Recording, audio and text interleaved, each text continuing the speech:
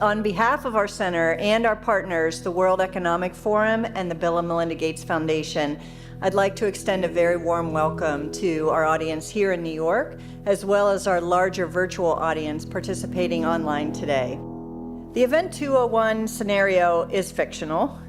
Today's scenario is going to simulate meetings of a multi-stakeholder group called the Plandemic Emergency Board. We're at the start of what's looking like it will be a severe pandemic. And there are problems emerging that can only be solved by global business and governments working together. There's been some conspiracy theories that are around about the potential that pharmaceutical companies or the UN have released this for their own benefit. And maybe this is a time for us to showcase some cases where we are able to bring forward some bad actors and leave it before the courts to decide whether they have actually spread some fake news. A new coronavirus. Infected people got a respiratory illness with symptoms ranging from mild flu-like signs to severe pneumonia. In related news, a significant demand for personal protective equipment like N95 masks and gloves are on the rise. Patients are overwhelming healthcare facilities. People are avoiding public spaces out of fear of infection and in compliance with public health recommendations. Our U.S. affiliate has just released polling results on public expectations for a vaccine, and 65% of those polled are eager to take the vaccine, even if it's experimental. I am not optimistic about having the vaccine in time to be relevant during this pandemic. With enough money and political will, anything is possible. Penalties have been put in place for spreading harmful falsehoods, including arrests. If the solution means controlling and reducing access to information, I think it's the right choice. What exactly are the risks and benefits of staying home from work? Absolutely, we need to save lives, but we literally cannot afford a heavy-handed response that suffocates our economy. The world saw large-scale protests and in some places riots. This led to violent crackdowns in some countries and even martial law. The public lost trust in their respective administration. Economists say the economic turmoil caused by such a pandemic will last for years. The societal impacts, the loss of faith in government, the distrust of news, and the breakdown of social cohesion could last even longer. We have to ask, did this need to be so bad?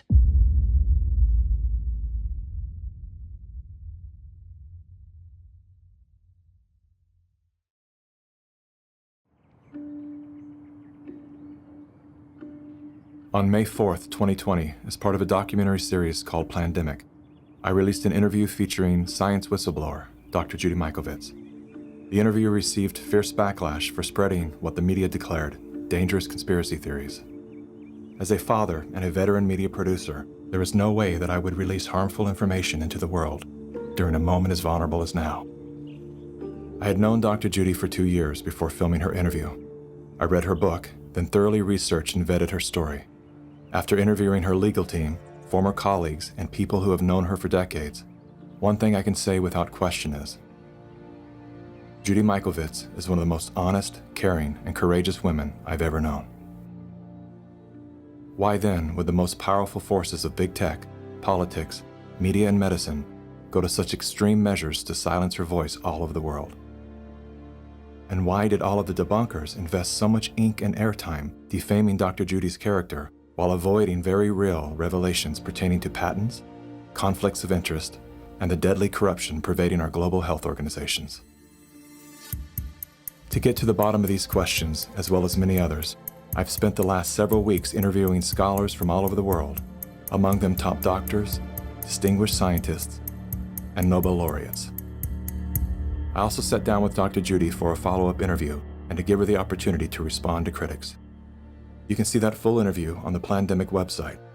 While you're there, make sure to dive down the rabbit hole, where you'll find additional videos, documents, and scientific studies that support the claims and perspectives put forth in the Plandemic series. Here are a few highlights from my follow-up interview with Dr. Judy.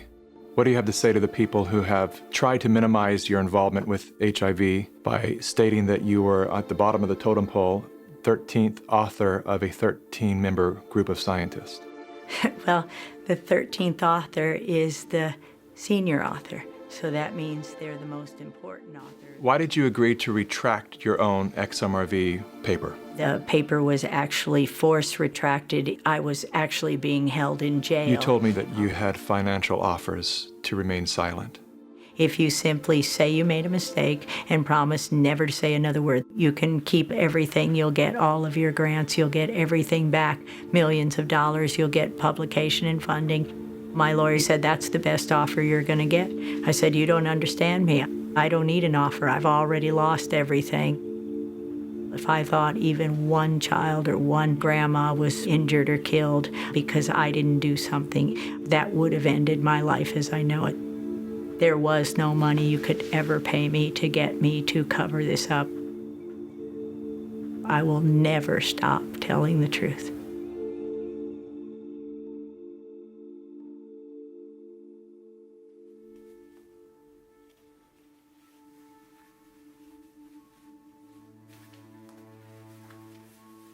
I'm the developer of Linguistic Genomics, which was the first platform on which you could determine the intent of communication rather than the literal artifact of communication.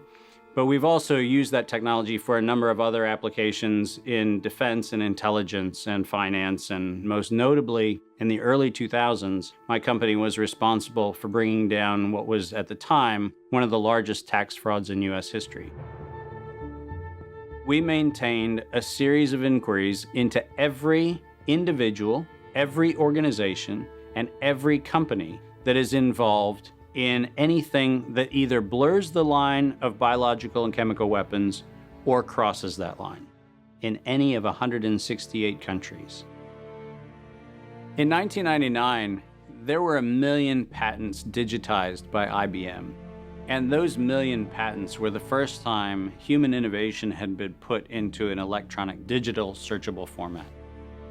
We took that information and we did a very simple exercise using our linguistic genomics technology, where I made the horrific assessment that approximately 1/3 of all patents filed in the United States were functional forgeries, meaning that while they had linguistic variations, they actually covered the same subject matter. In 1999, patents on coronavirus started showing up, and thus began the rabbit trail. March 2003, panic grips Hong Kong as a deadly new virus sweeps through the city. In 2003, the Center for Disease Control saw the possibility of a gold strike, and that was the coronavirus outbreak that happened in Asia. They saw that a virus they knew could be easily manipulated was something that was very valuable, and in 2003 they sought to patent it. And they made sure that they controlled the proprietary rights to the disease, to the virus, and to its detection, and all of the measurement of it. We know that Anthony Fauci, that Ralph Baric, that the Center for Disease Control, and the laundry list of people who wanted to take credit for inventing coronavirus were at the hub of this story. From 2003 to 2018, they controlled 100% of the cash flow that built the empire around the industrial complex of coronavirus. The World Health Organization has officially named the novel coronavirus the novel coronavirus outbreak. The World Health Organization has declared an international public health emergency. While we know that the coronavirus manipulation started with Dr. Ralph Baric in 1999. The major characteristics of SARS, MERS, and SARS coronavirus 2. It's a good way for you. Ralph Baric is the researcher at the University of North Carolina, Chapel Hill, who's famous for his chimeric coronavirus research. In 2002, there was a recognition that the coronavirus was seen as an exploitable mechanism for both good and ill.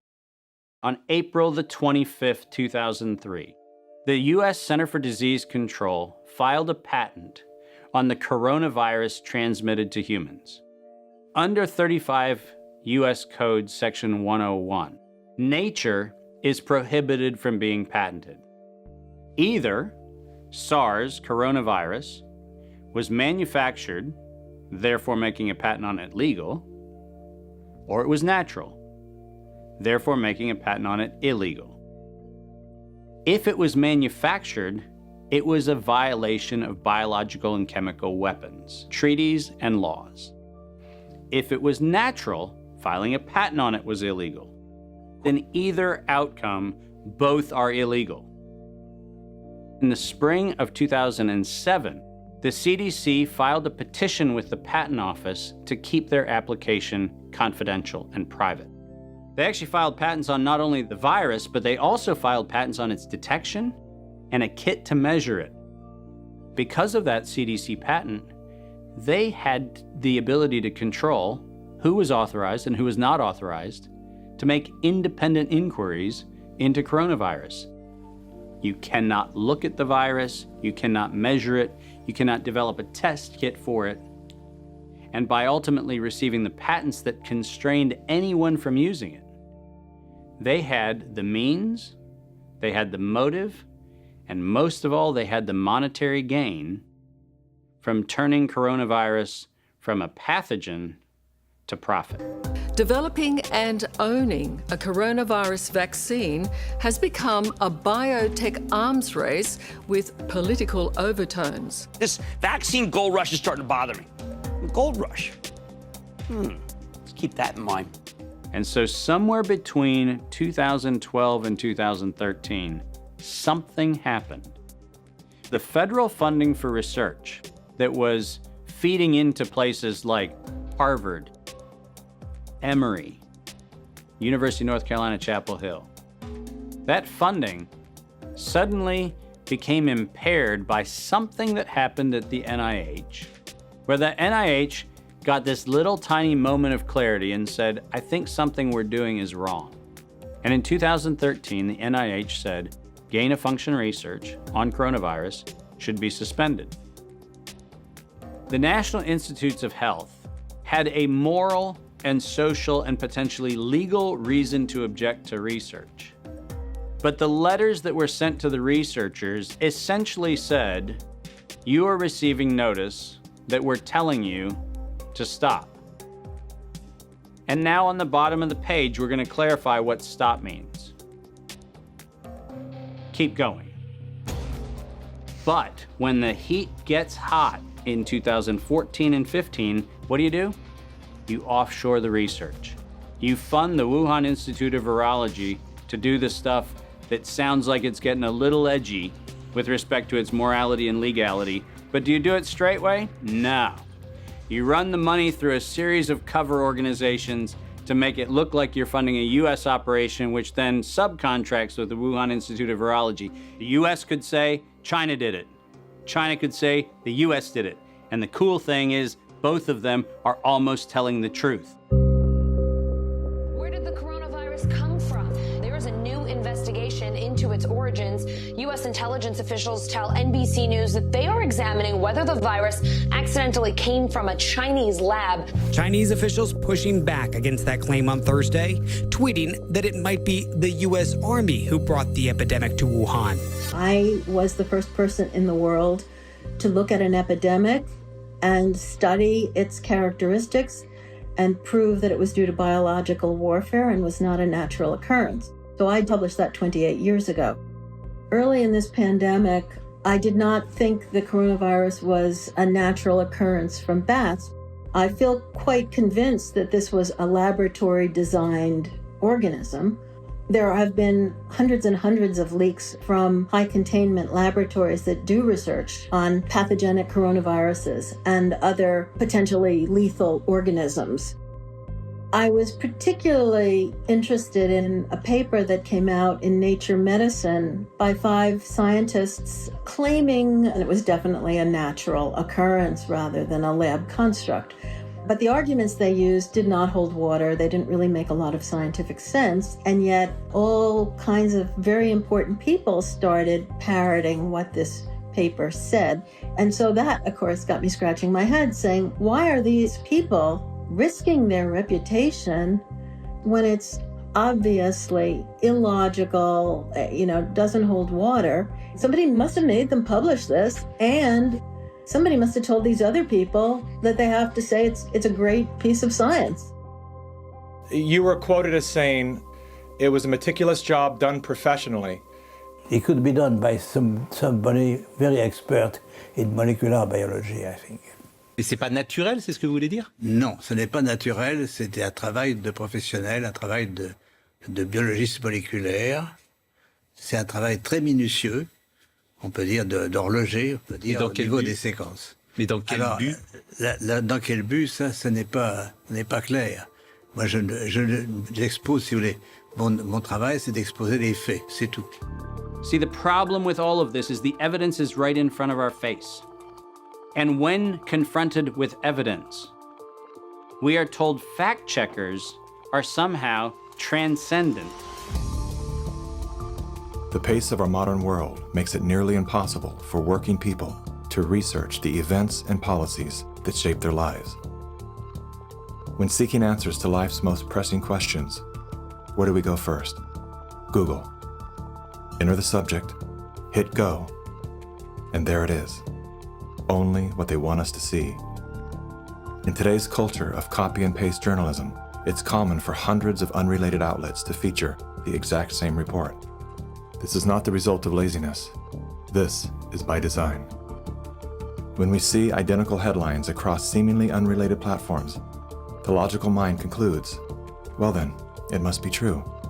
The illusion that numerous news sources have arrived at the same conclusion gives us confidence to share the chosen narrative. And just like that, we become the unwitting pushers of propaganda. Search engines are the holy grail for those seeking to control the narrative. Google is already more powerful in terms of its control over people's lives than almost every government on the planet. As the most influential search engine in the world, through its ubiquitous reach, Google has more power to influence U.S. elections than any foreign nation. You testified before this committee.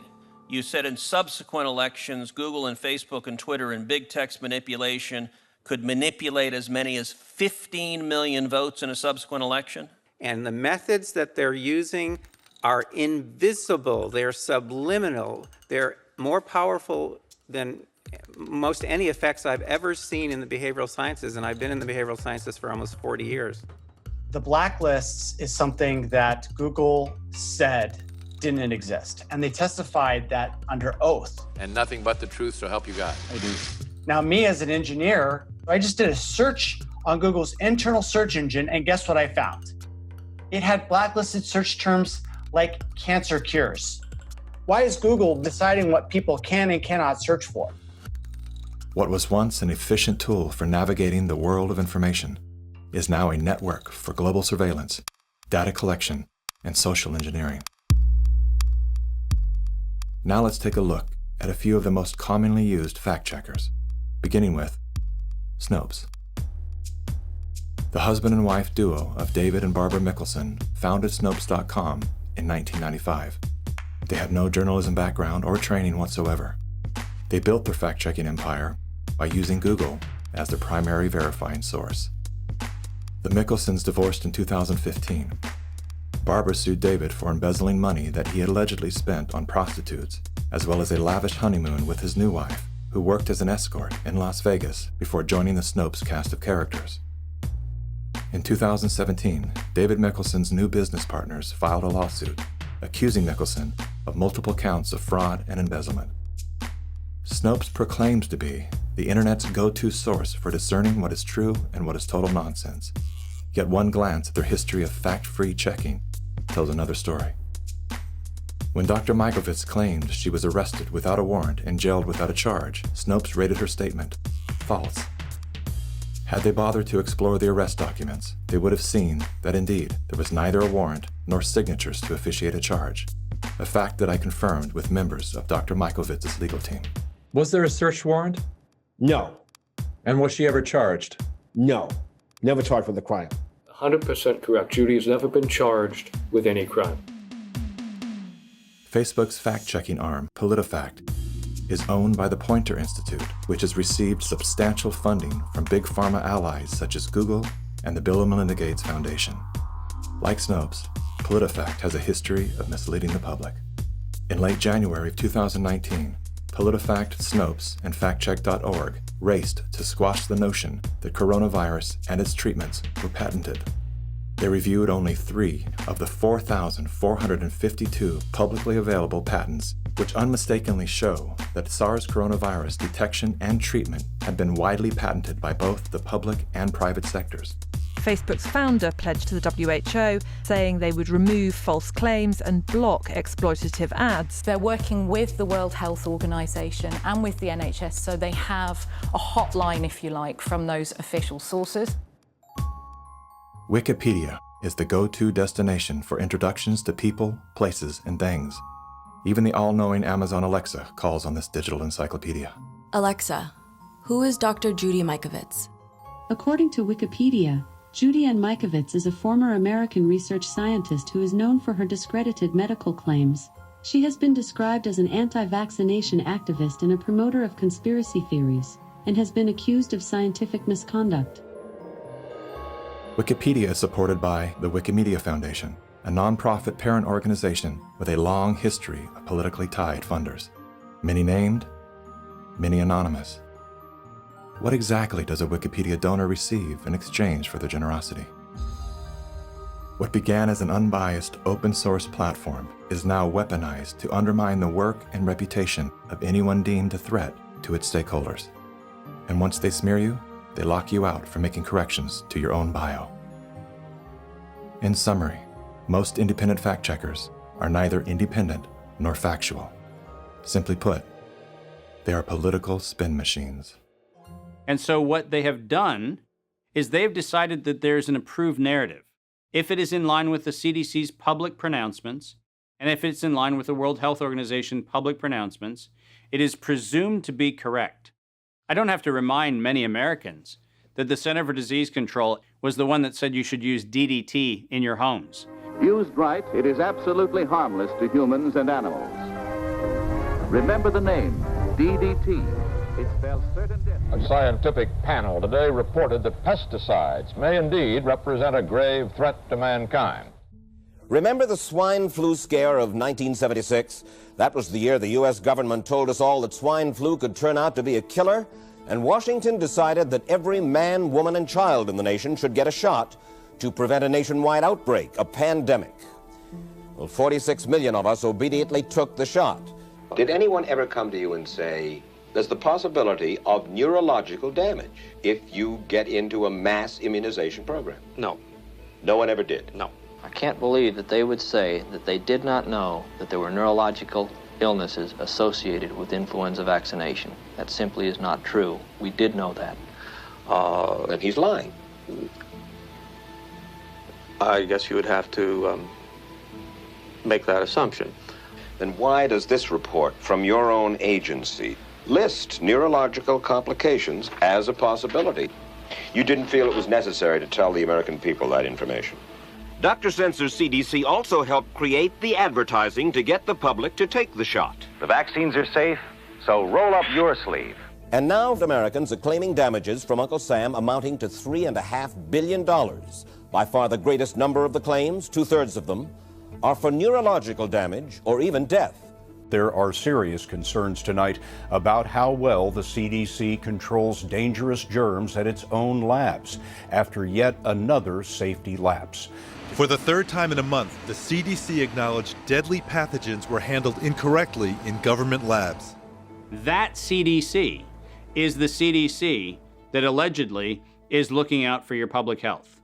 When we start with the assumption that the official dogma has to be the objective standard, then what fact checkers look for is a piece of published media that confirms the statement made by that particular organization.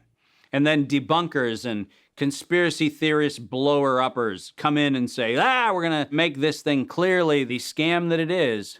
Every media outlet that is in the public media right now has planted evidence, and they have re-ranked pages. So if you look today at face mask wearing, and if you look today at social distancing studies, you will see the studies that used to be number 1, number 2, number 3 on the pages of PageRank search don't exist anymore.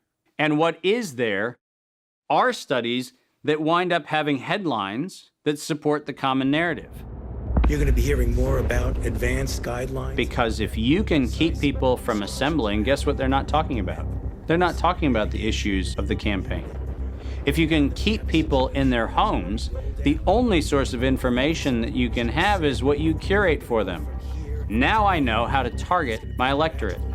They're in the only place I allow them to be, being fed the only message I'm allowing them to hear, through a media that I control.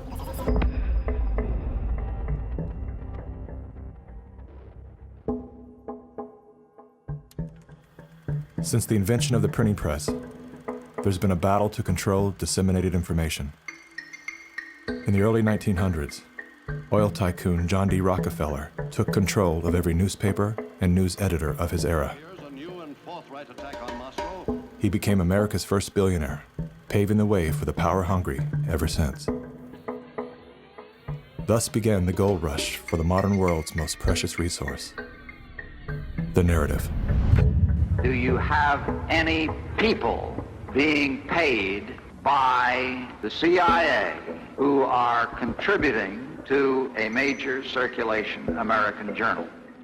During a Senate committee investigation, it was revealed that the CIA had been conducting a covert operation to infiltrate and control U.S. media. They called it Operation Mockingbird. We do have people who submit pieces to American journals. Do you have any people paid by the CIA who are working for television networks? This, I think, gets into the kind of details, Mr. Chairman, that I'd like to get into in executive session. Over 3,000 CIA contracted and trained operatives were placed in key positions within top media outlets. Posing as editors and journalists, these well-paid actors never dared to question the effect of their lives on the world beyond their cozy studio. How often does the CIA manipulate the media in this way? It goes beyond your wildest imagination. Setting up student organizations so they could draw radical students in. 5,000 university professors co-opted to help the CIA manipulate people's minds. Journalists in the U.S., including big-name journalists, co-opted to function routinely to help the CIA put out stories and biases to the world. As this 1952 CIA memo says, the aim is controlling an individual to the point where he will do our bidding against his will. It's a great brainwashing process to change the perception of reality of every American to such an extent no one is able to come to sensible conclusions in the interests of defending themselves, their families, their community, and their country. Would you say that continues today? Well, I would think probably for a reporter it would continue today, but because of all of the revelations, I think you've got to be much more careful about it. So how do we know that Operation Mockingbird still isn't in effect? Well, we don't. It was the Telecommunications Act of 1996 that opened the door for predatory corporations to monopolize the industries of print and broadcast. This bill protects consumers against monopolies. It guarantees the diversity of voices. Today, a handful of corporate empires own and control the vast majority of everything you read, hear, and watch. From the biggest movie studios, television and radio networks, newspapers and magazines, to the vast universe of internet news and entertainment sites. Amazon has transformed its operations in response to COVID-19 to protect employees and keep packages flowing. The company is keeping its employees safe and healthy while still delivering those packages to your doorstep. The company is keeping its employees safe. The company is keeping its employees safe. Millions of Americans staying at home are relying on Amazon. And that is how it works. It's like a house of mirrors, where you're seeing the same thing over and over and over again, except it's distorted. There's an industry that is paid to go after and target journalists, whistleblowers, and inundate our consciousness and the images we see to try to ruin, destroy, or smear the idea that they don't like or the person who's delivering it. You smear somebody with falsehoods and all the rest, and then you merchandise it. And then you write it, and they'll say, see, it's reported in the press, So they have that validation that the press reported the smear, and then it's called the wrap-up smear. Now I'm going to merchandise the press's report on the smear that we made. And it's a tactic. Welcome back, everybody. News personalities are not the only high-paid actors to serve the propaganda machine. Most late-night talk shows are owned by the same corporate overlords and thus follow the same script, only laced with a laugh. Our main story tonight concerns conspiracy theories. Last Week Tonight with John Oliver featured a skit entitled Coronavirus Conspiracy Theories. Like the claim that the moon landing was faked. First thing to note here is that Mr. Oliver opens with commentary about conspiracy theories that are completely unrelated to coronavirus. This is a standard tactic used by propagandists to set a tone so that anything that follows will be seen through the lens of absurdity. Plandemic, a pseudo-documentary filled with a hodgepodge of conspiracy theories. Mr. Oliver then does his best to debunk Dr. Judy's claim that she was arrested but never charged with a crime. She was absolutely criminally charged. This was not an oversight, but a blatant lie. Prior to the taping of this episode, Mr. Oliver had the official arrest documents that clearly prove that Dr. Judy was never charged with a crime. Mr. Oliver then attempts to debunk the idea that a beach, aka nature, holds any value in boosting our body's natural immune system. Instead of challenging the point with science, he kills it with a smear. Everything that you just said is insane. Television is not the truth. We deal in illusions, man. None of it is true. But you people sit there day after day, night after night, all ages, colors, creeds.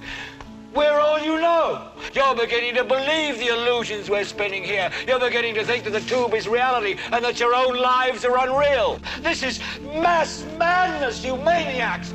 In God's name, you people are the real thing. We are the illusion. So turn off your television sets. Turn them off now. Turn them off right now. Turn them off and leave them off. Turn them off right in the middle of the sentence I'm speaking to you now. Turn them off. In 1979, the world decided that we needed the Bayh-Dole Act because we needed to reform our patent system. And one of the modifications was we allowed recipients of federal funding to patent and retain economic interest in the research that the public paid for. You get a $5 million grant from the taxpayer, and then you get to charge the taxpayer a premium for the technology they paid to develop. Pfizer's going to get nearly $2 billion. Moderna receiving $438 million in taxpayer money. And yet both companies have said they will not sell the vaccine at cost. They're going to make a profit on it. Should pharmaceutical companies profit off this vaccine research that taxpayers have helped fund? The Bayh-Dole Act failed the American people because rather than standing on the shoulders of giants, we now kneel at the feet of greed. My systems flagged anomalies when I started seeing nonprofits and corporates and cover financing for coronavirus programs in the late summer and fall of 2019. Our first red flag came out when we read the World at Risk scenario. Now, there is an organization called the Global Monitoring Preparedness Board. This organization is a part of the World Health Organization, and this board includes Dr. Elias from the Gates Foundation and Anthony Fauci from NIAID. These two individuals, plus the director of the Center for Disease Control in China, come out with a recommendation that says that by September 2020, 2 global pandemic preparedness exercises have to be completed. And one of them has to be done on the release of a respiratory pathogen. That then gave rise to an October event, Event 201. On behalf of our partners in the Bill and Melinda Gates Foundation. Event 201 took place 5 months before COVID-19 was declared a pandemic. The participants of the event are some of the same people that are now deeply involved in the real pandemic and profiting from it as well. Event 201 was a scripted, multi-camera, live event that was broadcast globally via the internet. An event of this complexity and magnitude would take months to write, prep, and produce, placing the conception date at least 1 year prior to the actual pandemic There is no question that there will be a surprise outbreak. Anthony Fauci knew as early as January of 2017 that we would see an outbreak before the end of 2020. Even Bill Gates, a man with no medical training, knew it was coming. If we start now, we can be ready for the next epidemic. Every single thing that you have seen play out in front of your eyes, all of them laid out in their tabletop exercise, which, by the way, fact checkers have said has nothing to do with the coronavirus outbreak. Just happenstance. This is that wonderful universe of improbabilities where events just co-emerge and then nature conveniently backs itself into our architecture. That's the scenario we're supposed to accept. Brilliant. Some countries have banned travel from the worst affected areas. The president has made a decision to suspend all travel to the United Kingdom and Ireland. Dis and misinformation circulating over the internet. Across the world, misinformation about the virus is being shared online. A significant demand for N95 masks and gloves are on the rise. The demand for N95 masks to prevent the deadly airborne virus has surged. We could eventually have 52 million treatment courses per year, but it will take many months to get there. We're still many months out from having something that we can really deploy to the public. And 65% of those polled are eager to take the vaccine, even if it's experimental. A new poll finds that 49% of Americans say they would get a COVID-19 vaccine should an effective one be discovered. I'm curious, who wrote the Event 201 script? If the visionaries of the event knew at least 1 year in advance what was needed, why didn't they take care of those things? Considering that Bill Gates has donated half of his fortune to make the world safer, why didn't he help to better prepare our hospitals and frontline workers? Why didn't any of the event's wealthy sponsors do something?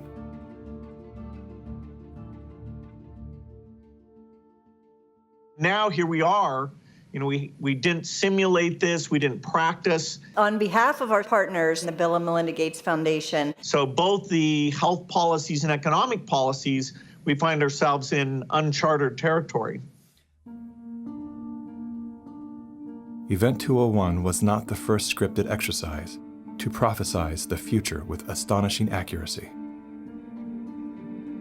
Leaders of global health and business have been seeding reality with fictional scenarios for several decades. The scenario obviously is fictional.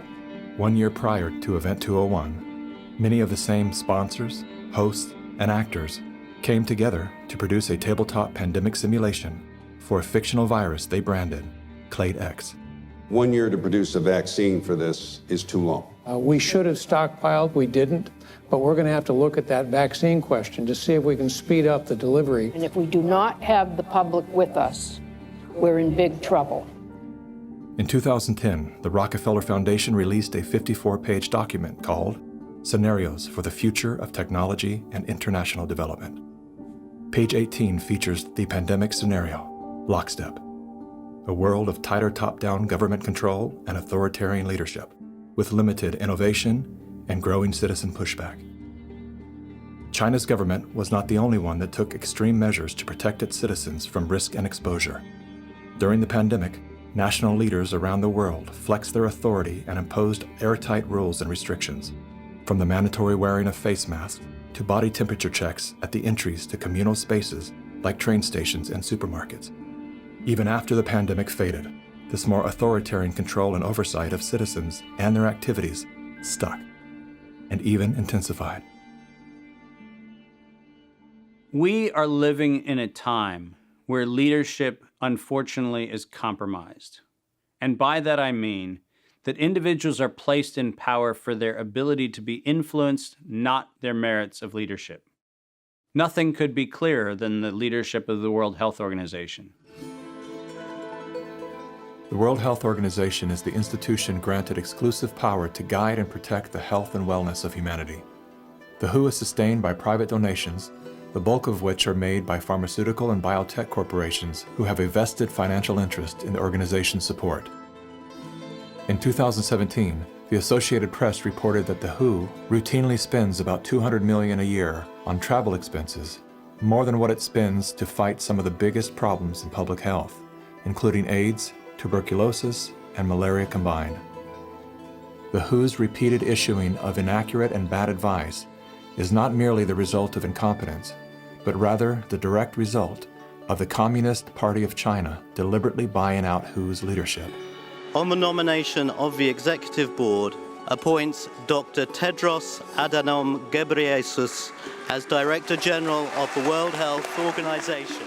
Tedros Ghebreyesus is the World Health Organization's first Director General that isn't a medical doctor.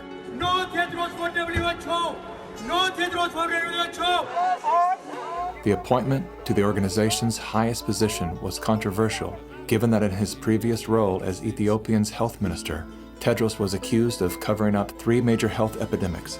Tedros is no stranger to controversy. As a former Minister of Health in Ethiopia, he has been accused of an alleged cover-up of 3 possible cholera epidemics.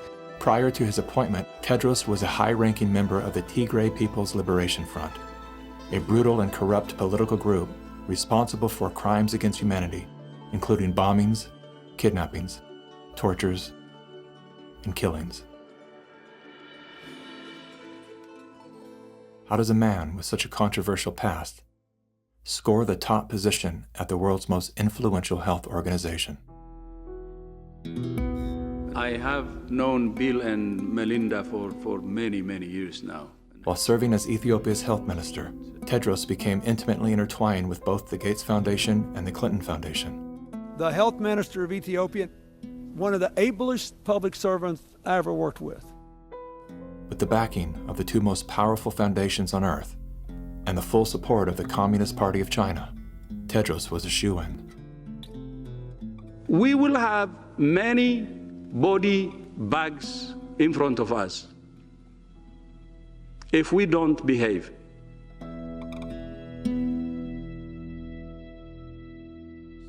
You cannot find a person promoting this scenario that's not part of the interlocking directorates of the World Health Organization, the CDC, the NIAID, or the organizations that are the philanthropic cover organizations that fund them.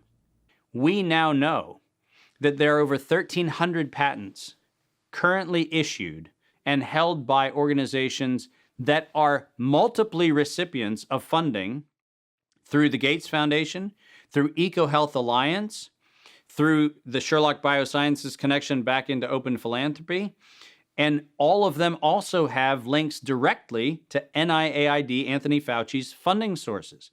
If you have conflicts of interest in the funding and in the decision-making and in the inside knowledge that you have between competing or competitor organizations, that is a violation of the antitrust laws of the United States. These are federal crimes. If you had the power to immediately fix whatever's wrong with our current medical system, where would you start? Conflicts of interest. About 40 or 50 years ago, pharmaceutical CEOs actually went to jail if they knowingly sold a bad product and concealed information about the problems with that product. Since then, all they have done is paid fines. And so selling a product and concealing information about it is okay because paying the fine is considered the cost of doing business. How did the pharmaceutical industry come to capture the rest of the medical industry? And it's because they had so much money to bribe the NIH, the CDC, the FDA, the professional associations, the journals, the medical schools, and everyone else. Around the same time that John D. Rockefeller seized U.S. media, he also hijacked U.S. medicine. When it was discovered that drugs could be produced from petroleum, America's top oil mogul ordered his army of propagandists to invert reality accordingly. Medicines used for thousands of years were suddenly classified as alternative, while the new, petroleum-based, highly addictive, and patentable drugs were declared the gold standard. After buying the German pharmaceutical company that manufactured chemicals of war for Adolf Hitler, Rockefeller leveraged his political influence by pressing Congress to declare natural healing modalities unscientific quackery. Rockefeller then took control of the American Medical Association and began offering massive grants to top medical schools under the mandate that only his approved curriculum be taught. Any mention of the healing powers of herbs, plants, and diet was erased from most medical textbooks. Doctors and professors who objected to Rockefeller's plan were crucified by the media, removed from the AMA, and stripped of their license to teach and practice medicine. Those who dared to speak out were arrested and jailed. When evidence began to emerge that petroleum-based medicines were causing cancer, Mr. Rockefeller founded the American Cancer Society, through which he suppressed that information. John D. Rockefeller is duly credited as the founder of the pharmaceutical industry, and the reason that medical error is currently the third leading cause of death in America. This is not an indictment against doctors. More than anyone, they are under the stranglehold of the single largest lobbying power in Washington. Every year, the pharmaceutical industry spends at least twice the amount as big oil to influence laws, policies, and public perception. Thanks to Mr. Rockefeller, the architect of American monopolies, no industry has more power over our lives than Big Pharma. Part of the problem, and this, by the way, goes back to the 1980s with Microsoft, is Bill Gates found out that it was very difficult to manufacture a way to navigate through the patent universe, saying that it's Microsoft holding the patents. And he became the architect of a very cunning program of putting patents in holding companies that didn't have anything to do with the name of the organization. According to legend, young Bill Gates built his computer empire out of his garage. Reality tells another story, that Bill Gates was born into wealth and privilege. Both his grandfather and great-grandfather were banking moguls. His father, William Gates Sr., was a prominent Seattle-based lawyer and political lobbyist. Through his father, Bill Gates learned the ins and outs of law and politics and how to manipulate those governing forces. I'm Bill Gates, chairman of Microsoft. Bill Gates dropped out of college to start Microsoft. He is credited with inventing the operating system that became Windows. However, he played no part in the invention of Windows. The fact is, he bought an existing operating system from Seattle Computer Products, had it modified, then licensed it to IBM. That didn't stop him from taking all the credit. I don't see Bill Gates as this great creative person. I see him as an opportunist. While Microsoft's co-founder Paul Allen was struggling with cancer, Bill Gates seized the opportunity by attempting to cheat him out of his share of the company's fortune. They were basically talking about how they were planning to dilute my share down to almost nothing. And it was really a shocking and disheartening moment for me. And you were sick? Well, I think I was still probably in the middle of radiation therapy.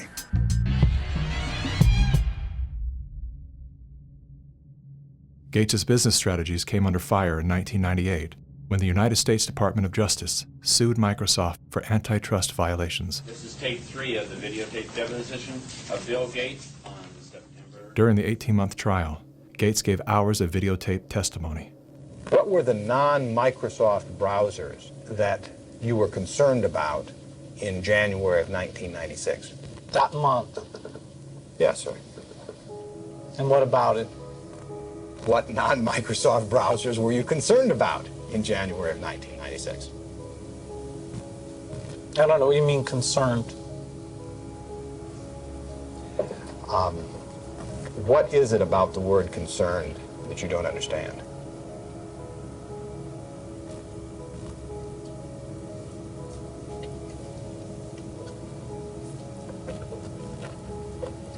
I'm not sure what you mean by it. The Justice Department has charged Microsoft with engaging in anti-competitive and exclusionary practices designed to maintain its monopoly in personal computer operating systems. In a move to overshadow the negative press, Gates invested $100 million to set up the Bill and Melinda Gates Foundation. Overnight, Bill Gates transformed his public image from ruthless tech monopolizer to the world's most generous philanthropist. I'm pleased to announce that we're pledging an additional $1 billion to serve. We had the chance to witness Bill Gates 2.0, the man you don't know. The rebranding campaign paid off. His net worth swiftly doubled, earning Bill Gates the title of richest man in the world. You've invested $10 billion in vaccinations over the last 2 decades, and you figured out the return on investment for that, and it kind of stunned me. Can you walk us through the math? In a Wall Street essay, Bill Gates declared vaccines the best investment I've ever made. There's been over a 20-to-1 return. So if you just look at the economic benefits, that's a pretty strong number compared to anything else. The Gates Foundation expanded rapidly into a massive, vertically integrated, multinational corporation, controlling every step in a supply chain that reaches from its Seattle-based boardrooms to the villages of Africa and Asia. Is the world's largest private philanthropy causing harm? The Bill and Melinda Gates Foundation has made millions of dollars each year from companies blamed for many of the same social and health problems the foundation seeks to address. The Gates Foundation has investments in 69 of the worst polluting companies in the U.S. and Canada. Other companies in the foundation's portfolio have been accused of transgressions, including forcing thousands of people to lose their homes, supporting child labor, defrauding and neglecting patients in need of medical care. The Gates Foundation has not provided details. William H. Gates III and Melinda French Gates. As a top donor to both the WHO and the CDC, no one man has more power than Bill Gates to influence and control the health and medical freedom of all people. Normalcy only returns when we've largely vaccinated the entire global population. This will be the new normal until a vaccine is developed. Until we find a vaccine, going back to normal means putting lives at risk. We need to produce it and to deploy it in every single corner of the world. Full vaccination of our children and pregnant women. Development of new vaccines, therapeutics and diagnostics. Before effective vaccines and therapeutics are developed.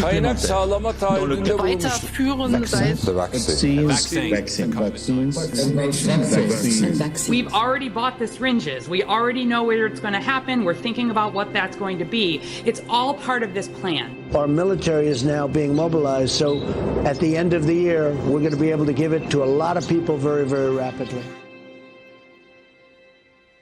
In 1986, President Ronald Reagan signed the National Childhood Vaccine Injury Act, granting total immunity to vaccine manufacturers. After a decade of lawsuits related to vaccine injuries and deaths, vaccine makers were going bankrupt. In a move to coerce policymakers, vaccine companies threatened to stop making vaccines until they could be legally shielded from liability. To this day, when someone is injured or killed as the result of an adverse reaction, it is the U.S. taxpayers that pay for the damages. Welcome back. Were several Indian tribal girls used as guinea pigs? The report alleges that 2 American pharma giants' untested vaccine was administered to thousands of tribal girls without proper study and paperwork. India was among the hardest hit after Bollywood celebrities were incentivized by the Gates Foundation to urge the public to submit to mass vaccinations. In 2009, tribal children were administered the HPV vaccine. Over 24,000 girls were told they were being given wellness shots, in many cases without the informed consent of a parent or a guardian. The people that were administering these vaccines lied to the guardians of these girls and told the girls, oh, this is going to cure cancer, you're never going to have cancer. And these girls became severely injured. Some of them developed seizures, some of them developed cancer, and 7 girls died. And there was no insurance, there was no assistance for them. And the Gates Foundation denied that it had been clinical trials. And it was so bad that the parliament in India created a task force, they studied it, and they kicked out the Gates Foundation. But India is a barbaric country. Things happen here in a very barbaric way. But I was surprised to find an American organization operating in broad daylight, doing things in a very, very, let's say, Indian fashion. And so the route I took was that I want the whole procedure to be investigated. The Indian Parliament formed a committee, and it was to me a rather surprising move because you generally don't often have such a high-level inquiry into matters affecting poor people. And that was such an extraordinary report. I don't think the Indian Parliament has ever come out with such a scathing report. And the government officials came up and said, we shouldn't have authorized this. We're sorry. We're not going to allow them again. And now they're back doing their same old tricks again.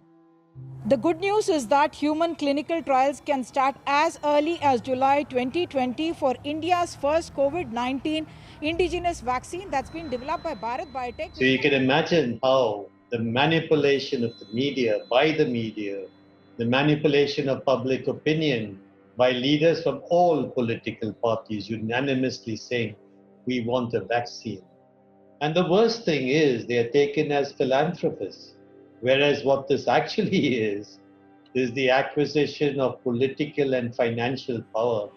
And I think the second most populous country with 1.3 billion people is going to be a good base for pharmaceutical companies to make a killing and also kill a lot of people in the process.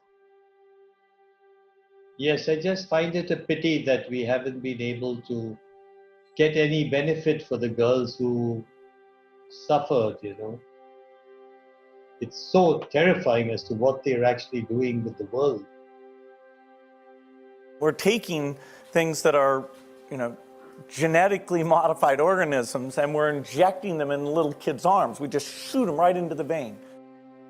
A 2018 scientific study released in the International Journal of Environmental Research and Public Health concluded that over 490,000 children in India developed paralysis as a result of the Gates-supported oral polio vaccine that was administered between the years of 2000 and 2017.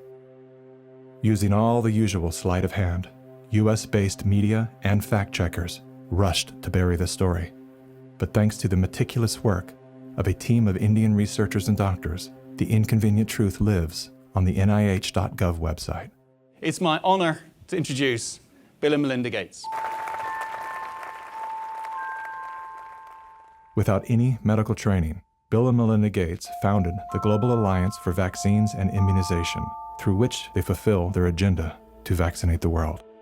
The foundation has been sued by the governments of some of the poorest and most vulnerable nations for causing serious harm through experimental vaccine programs. If you just look at healthcare workers around the world, they deserve to get the vaccine first. Here in the United States, really, it's going to be Black people who really should get it first, and many indigenous people. Vaccines were always taught to us that it was safe, it was healthy, this is things that we had to do. But given the position that I am in now as a state legislator, and looking at these studies and reviewing a lot of these studies, is very scary. And I want the African American community to open up their eyes. Of all the places that Mr. Gates could have gone in the world, why did he settle on Africa? It's not because he cares about people that look like me. He cares about an agenda. African bodies have been used as lab rats for many years for Big Pharma. They are using us for trials, they are using us for testing, but as an African, I say no more. Africans, they're tired of becoming the guinea pigs of the world. Their antennas are raised and they're telling each other all over social media. They're on high alert right now. There is a policy of the American government. It's called the Kissinger Report, which was produced in the mid-70s. And it explicitly states that the purpose of the foreign policy in Africa was to reduce the population because they have great mineral resources there. At the time, Kissinger and those involved with the Carter administration wanted to shrink the population, make sure that the Africans do not develop and do not use the resources for themselves, because we in the States, we need them. There is a concerted effort of foreign powers to control the population of Africa. Some children did survive the botched vaccinations last month and will recover, but 15, all under the age of 5, died from fever, vomiting, and diarrhea. Human errors contributed to the unfortunate deaths of the children. How can you believe Big Pharma, but not believe these parents when they tell you that their children have been injured by Big Pharma? I don't care how big this corporate machine looks. As a parent, I can tell you, these people will never stop fighting for their kids.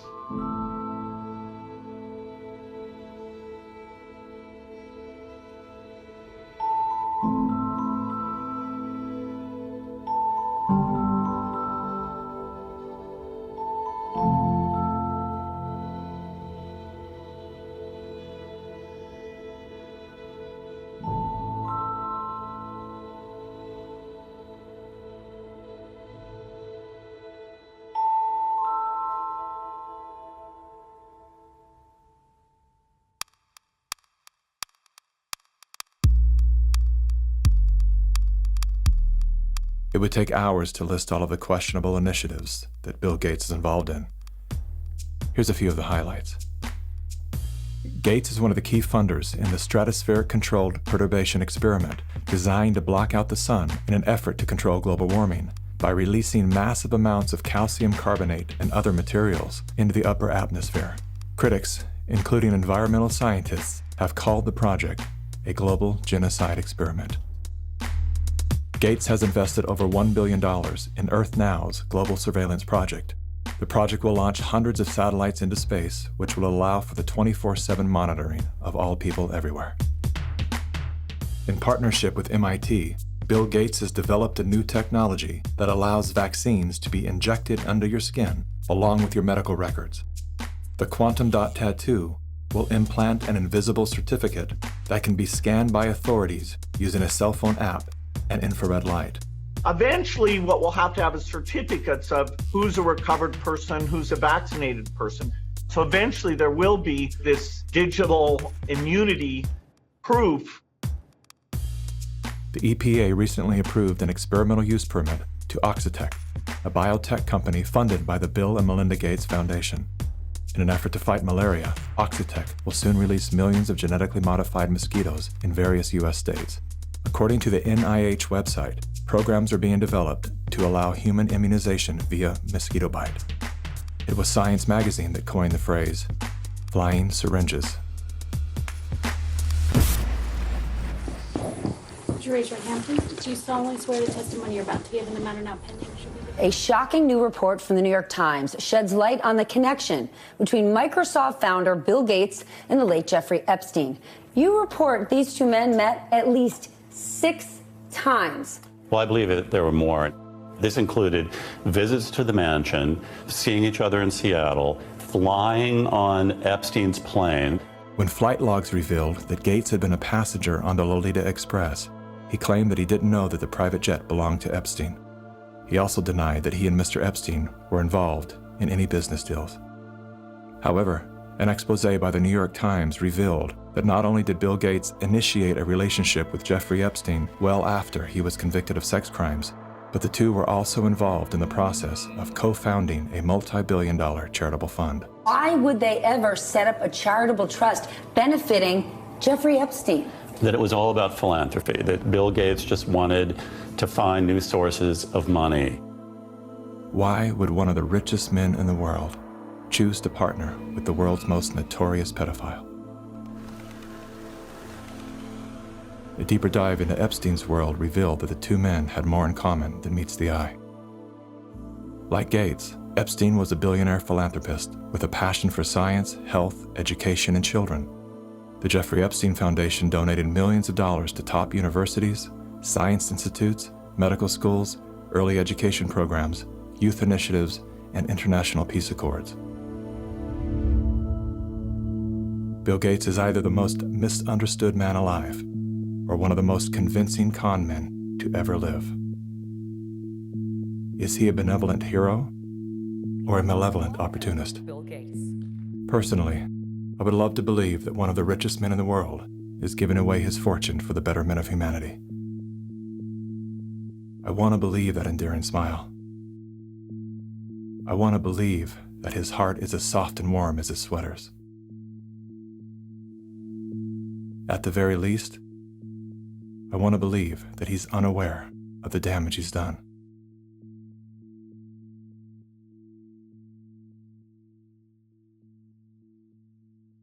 I'm happy to announce that we've discovered a vaccine. We no longer have to live in fear. Everyone can get back to their normal lives. It's the great hope galvanizing the world. A vaccine for COVID-19. But are we being sold a lie? After all, COVID-19 is the 7th coronavirus to strike mankind, and we've never found a vaccine for any of them. The shortest time anybody's ever found a vaccine against any disease that I'm familiar with is about 7 years. The average time is 20. To be talking about a magic bullet coming in months, it borders on the absurd. People like myself and Tony Fauci are saying 18 months. A year to a year and a half. If everything went perfectly, we could do slightly better than that. But there will be a trade-off. We'll have less safety testing than we typically would have. And so governments will have to decide, do they indemnify the companies and really say, let's go out with this? Something that people should know about COVID-19 vaccines is they fall today under the PrEP Act, which came into being after 9/11 and after an anthrax scare. And this law gives virtually blanket liability protection. It's basically impossible to get any kind of compensation if you're injured. So people need to understand that if you take COVID-19 vaccines, you are absolutely on your own. If you're permanently injured, if you lose your job, if your healthcare expenses go through the roof, tough luck. Volunteers all across the country began getting shots today as part of the final phase of testing for an experimental vaccine being developed by the NIH and the drug company Moderna. The side effects for the Moderna vaccine sound concerning. We looked. After the second dose, at least 80% of participants experienced a systemic side effect. So, are these vaccines safe? Well, the FDA, not being pressured, will look hard at that. The FDA is the gold standard of regulators, and their current guidance on this, if they stick with that, is very, very appropriate. And the side effects were not super severe. That is, it didn't cause permanent health problems for the things there. Moderna did have to go with a fairly high dose, and so to get the antibodies. This isn't a vaccine story. This is a population management story. If your goal is to make this beautiful earth that we live on an exclusive playground for the entitled few, then populations that get in the way are a problem. And it is the empirical impulses of individuals who have decided that by outranking the rest of humanity, they can dictate upon humanity the conditions of their existence. Now we need to go and look in families to find those people who may be sick and remove them and isolate them. This bill enables the police to enter a home without a warrant. Madam Speaker, the police have never held that power. We will find out who lives in the house. If it's someone that is refusing, we will definitely consult with our health officer to look into next steps. So the Sheriff's Department and the Health Department showed up at her door with orders for her and her husband to wear ankle monitors. The couple says they never denied self-quarantining. You will no longer be able to leave home. Only one person will be able to go shopping once per day. Recreational activity is now no longer allowed. You will be allowed to have 1 hour of exercise no further than 5 kilometres from your home. Are you serious? Just for not having a mask? For no mask? Are you serious? We will shut you down. We will cite you. And if we need to, we will arrest you and we will take you to jail. You know the old expression about snitches? Well, in this case, snitches get rewards. Some people are ratting their neighbors out, calling the police, but others are turning to the internet, where social distance shaming has gotten ugly. In a time of crisis, trying to force compliance upon a population by making neighbors and friends distrust one another is exactly the opposite tactic we actually need. When human societies lose their freedom, it's not usually because tyrants have taken it away. It's usually because people willingly surrender their freedom in return for protection against some external threat. That's what I fear we are seeing now. This is a cognitive dissonant moment, which is being imprinted in your brain, just like remember the Great Depression, remember 9/11. Weapons of mass destruction.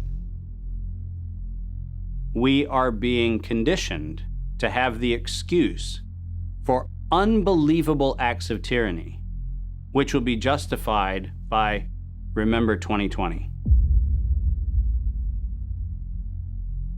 And your loved ones, those that die, those that are infected, they're being used as cannon fodder, which is the ultimate desecration of their honor and integrity.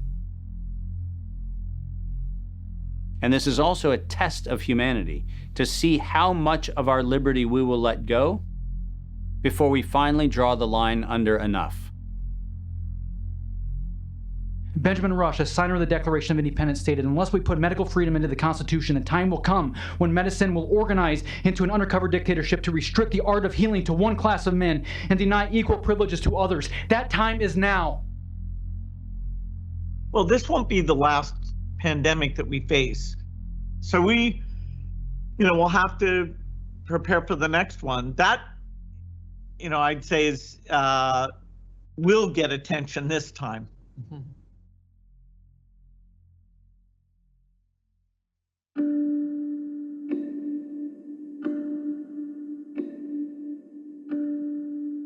This is not a time for us to go in a mob frenzy, find the perpetrators and haul them into the town square and pillory them. This is a moment for us to recognize that every decision that is being made today by any of the conspiring parties made perfect sense in each increment when each one of those decisions was made. The sum of those incremental steps has led to devastation because they lost touch with their fellow humanity. But that's an invitation for each one of us to examine how we're living and how not a single decision we make, not one, in any moment, is without consequence. This is our moment to reclaim our humanity.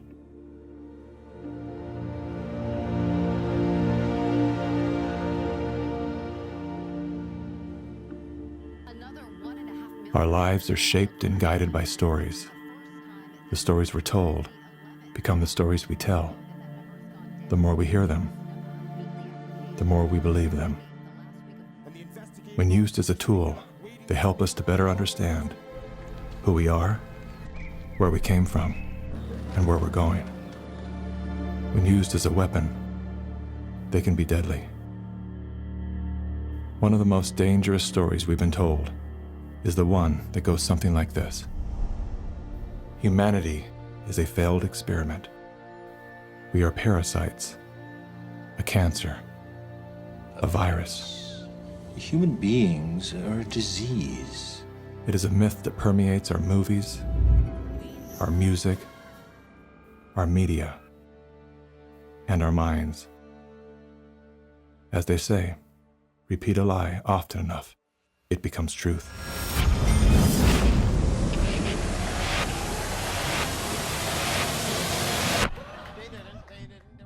Perhaps that was the goal of the authors of that story. We feel too afraid to have kids because we feel that we're heading towards civilization breakdown as a result of Fear shuts down the part of our brain designed to solve problems. Without that ability, we look for others to guide and save us. In doing so, we lose touch with our most primal nature.